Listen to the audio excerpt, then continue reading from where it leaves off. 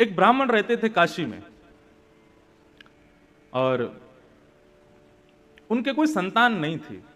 बहुत ध्यानपूर्वक सुनिएगा। महादेव के चरणों में जाकर के उन्होंने अनन्य उपासना की, खूब तपस्या की। उनके भाव से प्रसन्न होकर के महादेव प्रकट हो गए और प्रकट होकर के बोले, विप्रदेव वर मांगो, क्या चाहिए? बोले, महाराज कुछ नहीं चाहिए, केवल गृहस्थ आश्रम में एक ही वस्तु की अभिलाषा होती है कि एक संतान घर में हो। मैं आपकी नगरी में रहता हूं, नित्य आपका सेवा करता हूं। मैंने वेद आदि कर्मकांड आदि इन नियमों को भी इसलिए सीखा ताकि आपकी अर्चना कर सकूं। इनसे मेरा कोई और प्रलोभन नहीं है, लेकिन मेरा अभी एक प्रलोभन है कि मुझे एक संतान चाहिए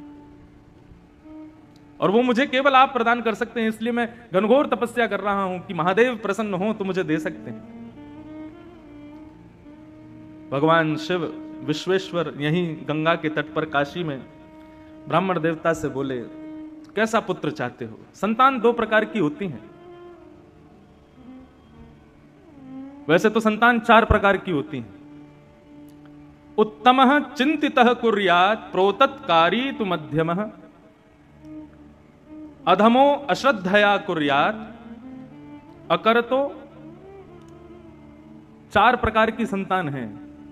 प्रथम संतान उत्तमः चिंतितः कुर्यात्। उत्तम संतान कौन है? जो माता पिता के मुखमंडल को देख करके, उनके एक्सप्रेशंस को देख करके, उनकी आव भाव को देख करके समझ जाए कि माता पिता क्या चाहते हैं और उस क्रिया को उनकी आज्ञा के बिना कर दे, उसको कहते हैं उत्तम बालक। मध्यम बालक कौन है?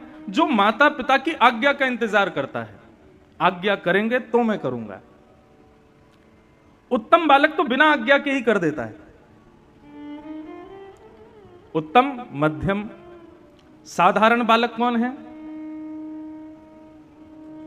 साधारण भी नहीं, यहां तो अधम बताया। अधम बालक कौन है? बोले, माता पिता की आज्ञा होने के बाद उस क्रिया को करेंगे तो सही, लेकिन 4 सुनाएंगे, पहले मां को, 5 सुनाएंगे पिताजी को, फिर करेंगे।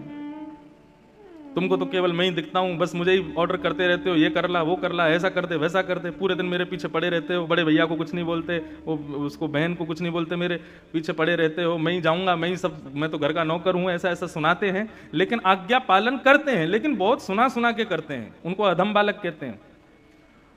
और चौथे होते हैं चांडाल बालक। चांडाल बालक कौन है? चांडाल संतान कौन है? बोले, जो आज्ञा का पालन करते ही नहीं। मणिकर्णिका घाट के बगल में एक मंदिर है जो कि आधा टेढ़ा है। जब ये मंदिर का निर्माण हुआ तो यहां के निर्माण कराने वालों ने ब्राह्मणों से कहा कि संकल्प करो